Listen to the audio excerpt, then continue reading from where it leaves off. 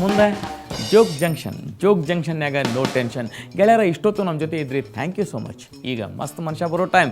ಮಸ್ತ್ ಮನುಷ್ಯ ಬರ್ಲಿಕ್ಕತ್ತಾರ ಮೈಸೂರಿನಾಗಿರುವಂಥ all India institute for speech and ಹಿಯರಿಂಗ್ನಾಗ ಸ್ಪೆಷಲ್ ಬೋಧಕರಾಗಿ ಕೆಲಸ ಮಾಡ್ತಿದ್ದ ಅನಂತ ಪದ್ಮನಾಭ್ HM ಇವತ್ತಿನ ಮಸ್ತ್ ಮನುಷ್ಯ. ಬರ್ರಿ ಅನಂತ್, ಪ್ಲೀಸ್ ಕಮ್.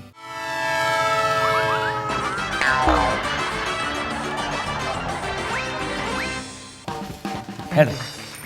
ಮದುವೆ ಆದ 25 ವರ್ಷಗಳ ತರುವಾಯ ದಂಪತಿಗಳಿಬ್ಬರು ಕಾಶಿ ಯಾತ್ರೆಗೆ ಅಂತ ಹೊರಡ್ತಾರೆ. ಕಾಶಿ ಯಾತ್ರೆಗೆ? ಹಾಂ ಸರಿ. ಅವಾಗ ಹೆಂಡತಿ ಹೇಳ್ತಾಳೆ, ಕಾಶಿ ಯಾತ್ರೆಗೆ ಅಂತ ಹೋಗಿ ಬಂದವರು ಏನಾದರೂ ಅಲ್ಲಿ ಬಿಟ್ಟು ಬರ್ಬೇಕಂತೆ, ನೀವು ಏನನ್ನು ಬಿಟ್ಟು ಬರ್ತೀರಾ? ಅದಕ್ಕೆ ಗಂಡ ಹೇಳ್ತಾನೆ, ಮತ್ತೆ ನಿನ್ನ ಕರ್ಕೊಂಡು ಹೋಗ್ತಾ ಇರೋದು ಇನ್ಯಾತಕ್ಕೆ ಅಂತ ಅನ್ಕೊಂಡೆ. ಬಿಟ್ಟು ಬರ್ಲಿಕ್ಕೆ? ಶಾಬಾಷ್. ಪಕ್ಕದ ಮನೆ ಆತ ಅವ್ರ 3ನೇ ಹೆಂಡತಿ ತಿಥಿಗೆ ಅಂತ ಅವರು ಕರೆದಿರ್ತಾರೆ. ಸರಿ, ಹೆಂಡತಿ ಹೇಳ್ತಾಳೆ, ಅವ್ರು ಅಷ್ಟೊಂದು ಬಾರಿ ಕರೆದಿದ್ದಾರೆ, ನೀವು ಹೋಗ್ಬಾರ್ದು ಅವ್ರ ಮನೆ ತಿಥಿ ಊಟಕ್ಕೆ ಅಂತ ಹೇಳ್ತಾರೆ. ಅದಕ್ಕೆ ಆ ಗಂಡ ಹೇಳ್ತಾನೆ, ಅವರು ಅಷ್ಟು ಸಾರಿ ಕರೆದಿದ್ದಾರೆ, ನನಗೆ ಒಂದ್ಸರಿನಾದ್ರೂ ಕರೆಯೋ ಅವಕಾಶ ಸಿಕ್ಕಿದ್ಯಾ, ನಾನು ಹೋಗೋದಿಲ್ಲ. ಶಬಾಷ್. ಅಂದ್ರೆ ಇವನು ಹೇಳ್ತೀನಿ ಕೊಂದು ತಿಥಿ ಮಾಡೋ ಅಂತ ಇದೆ. ಒಂದು ತೊಟ್ಟಿಲ ಶಾಸ್ತ್ರ ನಡೀತಾ ಇರುತ್ತೆ ಮನೆಯಲ್ಲಿ. ಆ ಮಗುಗೆ ಹುಟ್ಟುವಾಗ ಹೊರಗಿವಿ ಬೆಳೆದಿರೋದಿಲ್ಲ, 2 ರಂಧ್ರ ಮಾತ್ರ ಇರುತ್ತೆ, ಕಿವಿ ಇಲ್ಲ. ಸರಿ, ಅವರು ಬಂದವರೆಲ್ಲ ಮಗುನ ನೋಡ್ತಾರೆ. ಮಗು ನೋಡಿ ತಕ್ಷಣ ಅವ್ರ ತಾಯಿನ ಕೇಳ್ತಾರೆ, ಏನು ಕಿವಿನೇ ಬೆಳೆದಿಲ್ಲ, ಕಿವಿ ಕೇಳ್ಸತ್ತ ಅಂತ. ಆ ತಾಯಿ, ಇಲ್ಲ ಮಗುಗೆ ಹೊರ ಕಿವಿ ಬೆಳೆದಿಲ್ಲ ಅಷ್ಟೇ, ಕಿವಿ ಕೇಳ್ಸತ್ತೆ ಅಂತ ಹೇಳ್ತಾಳೆ. ಬಂದವರೆಲ್ಲ ಅದೇ ಪ್ರಶ್ನೆಯನ್ನ ಕೇಳ್ತಾ ಇರ್ತಾರೆ, ಅದೇ ಉತ್ತರವನ್ನ ಹೇಳ್ತಾ ಇರ್ತಾರೆ. ಸರಿ, ಅದಕ್ಕೆ ಸಂಜೆ ಹೊತ್ತಿಗೆ ಅವಳ ಸ್ನೇಹಿತೆ ಒಬ್ಳು ಬರ್ತಾಳೆ.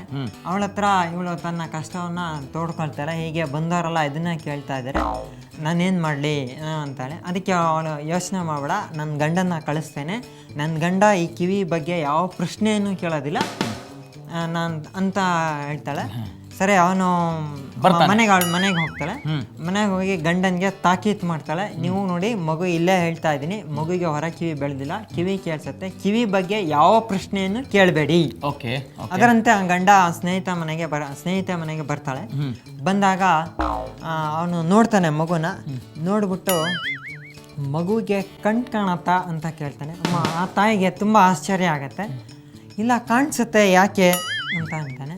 ಅವಾಗ ಕೇಳ್ತಾನೆ, ಯಾಕೂ ಇಲ್ಲ, ಒಂದ್ ವೇಳೆ ಕಾಣಿಸಲ್ಲ ಅಂದ್ರೆ ಕನ್ನಡಕ ಹಾಕಕ್ಕಾಗಲ್ವಲ್ಲ, ಇದಕ್ಕೆ ಹ್ಯಾಂಡಲ್ ಇಡೋಕ್ ಜಾಗ ಇರಲ್ಲ.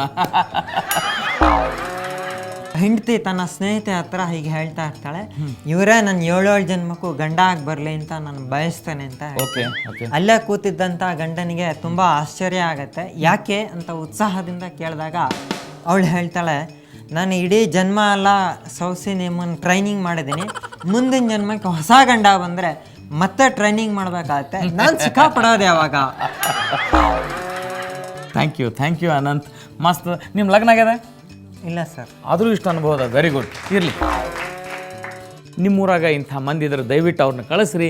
ನಾವು ನಮ್ಮ ಸ್ಕ್ರೀನ್ಯಾಗ ನಿಮಗೆ ಅಡ್ರೆಸ್ ತೋರಿಸ್ತೇವೆ. ಅದೇ ಅಡ್ರೆಸ್ಸಿಗೆ ವಿವರಗಳಿರಲಿ ಮತ್ತು ಅವ್ರು ಹೇಳೋ ಜೋಕ್ಗಳಿರಲಿ. ಆದಷ್ಟು ಲಗು ಮಸ್ತ್ ಮನುಷ್ಯ ಮಾಡ್ತೇವೆ. ಅವ್ರನ್ನ ನೋಡ್ಕೋತಾ ಇರ್ರಿ. ಮುಂದೆ ಜೋಗ್ ಜಂಕ್ಷನ್. ನೀವು ಮುಂದ ಜೋಗ್ ಜಂಕ್ಷನ್ ಕಾರ್ಯಕ್ರಮದಲ್ಲಿ ಭಾಗವಹಿಸಲು ನಿಮ್ಮ ಇತ್ತೀಚಿನ ಭಾವಚಿತ್ರದೊಂದಿಗೆ ನೀವು ಹೇಳಬಯಸುವ ಜೋಕ್ಗಳನ್ನ ಒಂದು ಹಾಳೆಯಲ್ಲಿ ಬರೆದು ನಮಗೆ ಕಳಿಸಿ. ನಮ್ಮ ವಿಳಾಸ: ಮುಂದ ಜೋಗ್ ಜಂಕ್ಷನ್ ವಿಭಾಗ, Suvarna news 24/7, number 204, embassy square, infantry road, Bengaluru 1.